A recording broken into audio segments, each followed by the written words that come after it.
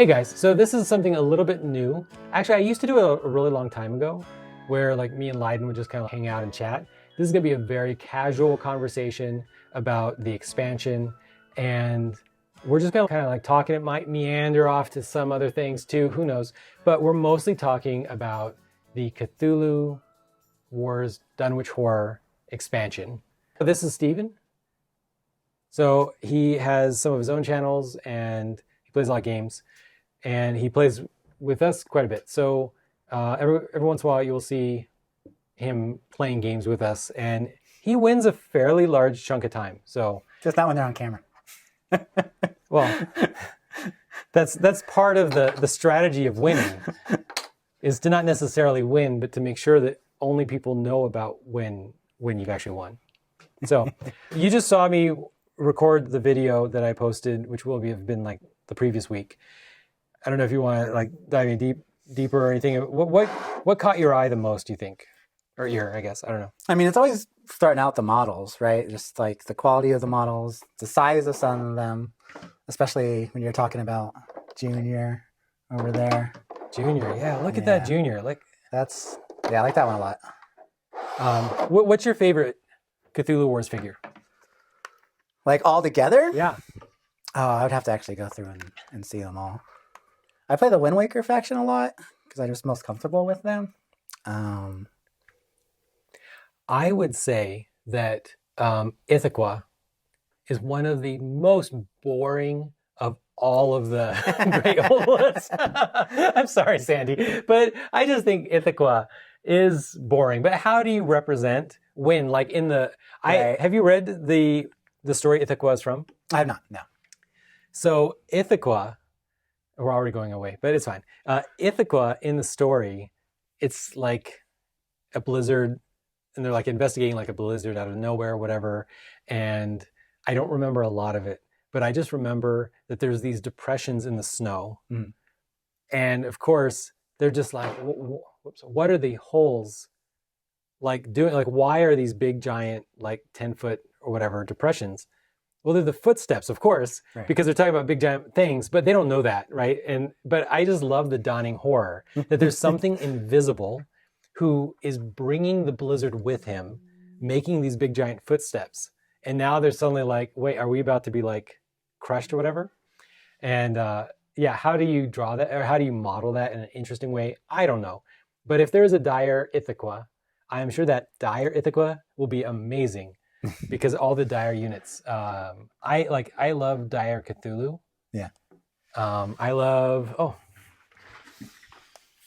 dire Azathoth. Oh, that's a really cool one too. He's a cool one, and like that is a cool figure. Yeah, that is a good one. I feel like dire Azathoth reminds me a lot of the figures that we're gonna get in the Hyperspace game. So in Hyperspace has like a Cthulhu faction, and it has a Flying Polyps faction. So some of the Cthulhu Wars things will actually make their way into Hyperspace, because Hyperspace is set in the future after Cthulhu has destroyed the Earth.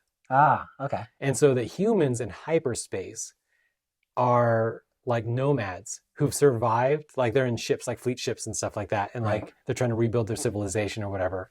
And so the fact that when we finally get the Hyperspace stuff, because COVID messed everything up and that sucks, but you'll see some of the figures that I think were kind of inspired from like Azathoth. But yeah, I love the dire figures a lot. I loved Leiden's face when he was like, "Well, I'm playing Yellow Sign. Where's mine?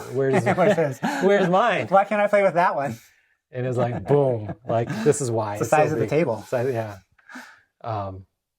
So yeah, the great figure, and all of these are great figures. They don't have to be dire. They're great figures. I didn't see this earlier. His little creature monster. On the back. Yeah. I like this one a lot too. I feel like that is one of the best representations of Sandy in a game. It's so good, and he is such a loving and devoted grandpa. So the idea of him being a grandpa in the Whateleys, I just think is super good.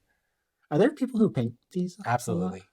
And these are probably more paintable than some of the original sculpts, right? Like the original Cthulhu Wars sculpts, they weren't so detailed.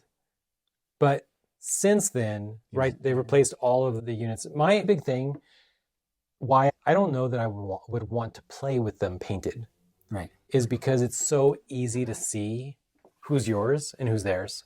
And when you paint them, it can be like my brain. Well, that's why I like the dual ones. They have the rings that you can put on the bottom for the color. We have the rings. So you could that, but yeah, it's not. I just get distracted, guys. I get yeah, distracted. too many colors on the game board. Yeah, I mean, because I whose unit is that again? and I do a lot of photography and videography, so color can really distract me.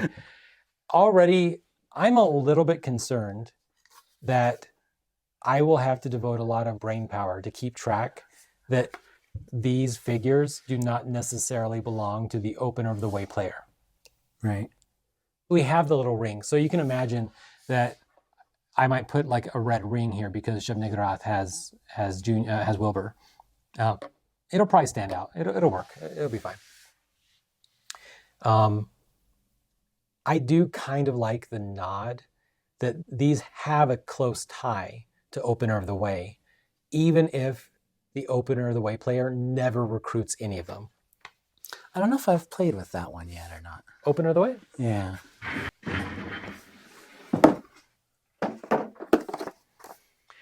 So the thing about Opener of the Way, and this is the glow-in-the-dark upgraded version of Yog-Sothoth, but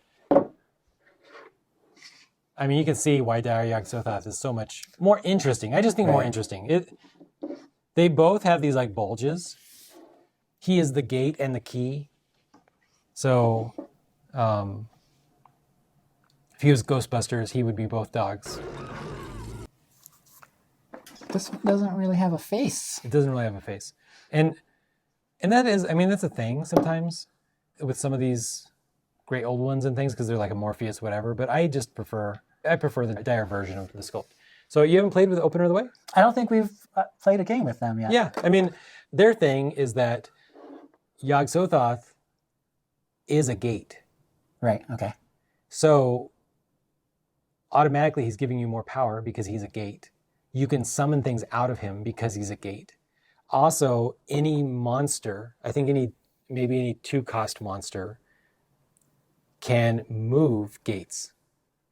Something that I think is hilarious is to move your figure into LA and then to move Cthulhu's gate somewhere else so that they can't summon Cthulhu. Because they have to have a gate. Now, they don't have to control the gate. Right. But they have to have a gate there, which means now they have to spend power recruiting another gate or building another gate. So I think it's hilarious. It really irritates people. Yeah. It irritates people to no end. Their big thing is that because in the Dunwich Horror story, Lavinia is giving birth to these babies, most of which like don't survive or whatever. But the story mostly focuses around Wilbur and how Wilbur at the age of like 4 is like the size of a 12-year-old. And by the time he's like 7 or something, he's basically an adult. Right. And he's taller and taller and looking stretched and whatever. And he's wearing like trench coats to hide his skin conditions and whatever. So that concept in the story, the original story, where the barn has been hollowed out and something is in there and it's invisible, you can't see it. Well, that thing is Junior. That thing that was in the barn is Junior. That was another baby who grew up. And eventually, that baby is going to like pop like an egg. Does not look like a baby. Some scary ass baby. He's going to pop like an egg and hatch into Yog-Sothoth. And that's the only way that Yog-Sothoth can like exist in our world or whatever. Right. So Sandy took that story and he built the Opener of the Way faction around it. So what happens is you have these cultists and your cultists morph into mutants. And the million favored ones. After pains and kills are resolved, any surviving acolytes become mutants. Any mutants become abominations. And abominations become spawns of Yog-Sothoth. So these are the abominations. These are the spawns of Yog-Sothoth. And so if you go through this, your 1-cost cultists are becoming monsters, and then they're becoming more powerful monsters, and then they're becoming really powerful monsters, and then those powerful monsters you're going to replace with Yog-Sothoth. So he basically represented the original story in the faction. Right. And that can be a little bit of a trap because you can start thinking, oh man, I want to bring my cultists into a battle and have them all mutate up into the final form. And that way I didn't have to pay any power to summon my most powerful monsters. I could just basically, as your cultists mutate up into more powerful things, you just start recruiting your cultists for cheap again. Mm-hmm. They're costing 1 instead of 2, 3, or 4 or whatever. So that can be like a little bit of a trap because if you do that, you're waiting a long time before you get your powerful monsters. A lot of times, second turn, I want to summon a spawn of Yog-Sothoth so I can get Yog-Sothoth out. Because that's right. You can only summon him by sacrificing one of your spawns. Okay. So it's a little bit trapped, but it is super cool that if somebody is not successful or if they have a way to prevent pains or prevent kills, then now by attacking Opener of the Way, you've just given them a whole bunch of powerful monsters to fight with. And now they're going to come back attack you with all their things. So that's pretty cool. They also have these things called Dragon Ascending and Dragon Descending. You can only use these once in the game. Oh, okay. And so you flip them and then they're done. You just can't use them ever again. But when you perform a Ritual of Annihilation, you receive twice the number of Doom points. And then once during the game, set your power equal to the current power of one chosen enemy faction. So you want to wait until you have 5 gates, which Yog-Sothoth is a gate. So you only need 4 gates on the board plus Yog-Sothoth to have 5. And then you do a Ritual of Annihilation, and instead of getting 5 points, you get 10 points. Mm-hmm. So that can totally change the game. You're basically just looking for that one moment. Right. Boom, do it, turn over some Elder Signs, and boom. And then Dragon Ascending, you wait for that one moment when Nyarlathotep or somebody crazy has a ridiculous amount of power for no reason. You try to, you do something expensive, like a Ritual of Annihilation. You spend 9 power, and now you started the round with 4, and they started the round with 18 or something. And then you're like, boom, Dragon Ascending. Now I have the same power as you. Right. Yeah, it's these 2 moments, basically, if you do it right, swing the game towards Opener of the Way. If you do it wrong, it's a waste. It didn't. And now you only have 4 spellbooks. Everybody else has 6 active spellbooks that do something. But you only have 4 now because you had one-offs. However, have you ever played with the Azathoth expansion? Mm. The Azathoth expansion, which I don't want to pull out right now, but the Azathoth expansion includes neutral spellbooks. Okay. So you can summon do a thing, pay the Doom points to summon the neutral spellbooks, and they replace one of your faction spellbooks. Okay. So you could replace one of your used spellbooks with a new power. Neutral. Yeah, okay. I love those neutral spellbooks. Yeah, we'll play with Azathoth, and we'll play with Opener of the Way. Maybe you'll want to play Opener of the Way now, but we'll play with Dunwich Horror. I want to try them all out. I played the Black God, I played Cthulhu. The yellow guy. Yellow sign. Yellow sign. The yellow guys. Who are those yellow guys? Yeah. Yeah, the yellow sign. Yeah. Yeah, man. There's still a lot I haven't played, and there's some I haven't even seen. And in the 3 games or so we've played, these guys haven't come out yet. So the last Kickstarter they did before COVID, you got to put yourselves at back in this time period. So 2020. I think everybody thought 2020 was going to be an amazing year. There was references to the Roaring 20s, this is going to be amazing. And then it was wait a minute here. This is too much of a recreation of a bad time period of the world, the Depression, all that kind of stuff. And now, boom. So they did a Kickstarter for Glorantha. They did a Kickstarter for Cthulhu Wars. They did a Kickstarter for Hyperspace. I backed all three. Mm-hmm. All three. That means it's like $2,000. I don't know, $1,800, something like that. It's ridiculous amounts of money.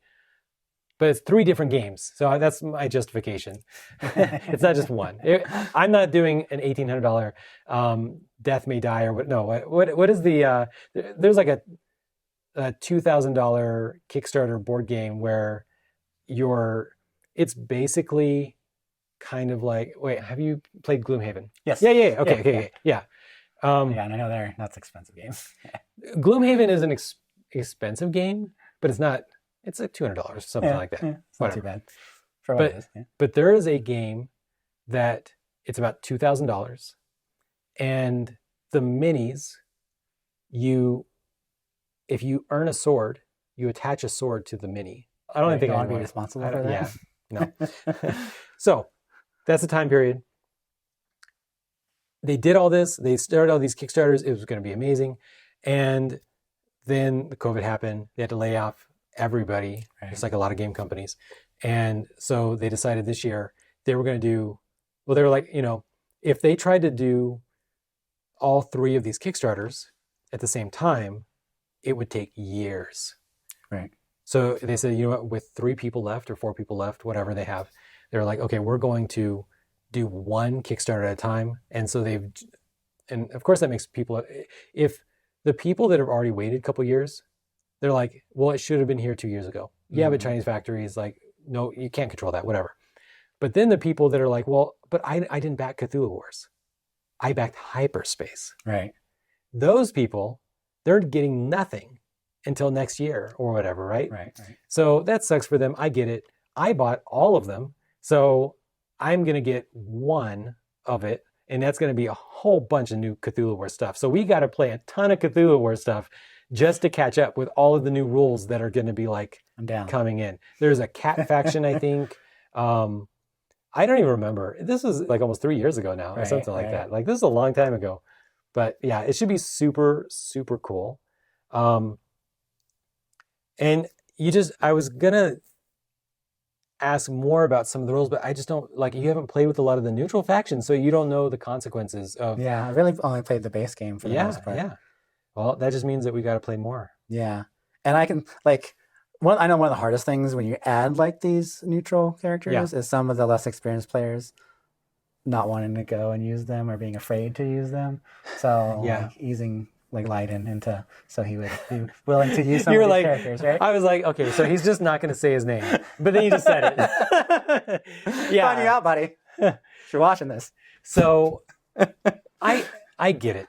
Yeah. Leiden is a very competitive MOBA player. And so he approaches game playing from this kind of competitive mindset. He plays competitive MMOs. He plays wants to do what he knows he's comfortable with and he knows works instead of branching out and trying. And it doesn't mean he'll never want to branch out. Yeah. He was just like, he wants to feel like he 100% understands the base game before we add something else. And I think he's there. I get that he could keep trying a new faction. Like last time he tried Yellow Sign. Yeah. He could keep trying factions every time. But no, at some point... Break them all out. Just throw them all out. Throw them all at me. Yeah. Let's go. So... No, I'm definitely excited to play this and see these in action. But I can't really... Yeah, it's hard for me to have an opinion without actually seeing and experiencing it in gameplay. Yeah. No, it's fair. But I'm so glad because I think there's a lot of people who probably have not played like Open or The Way.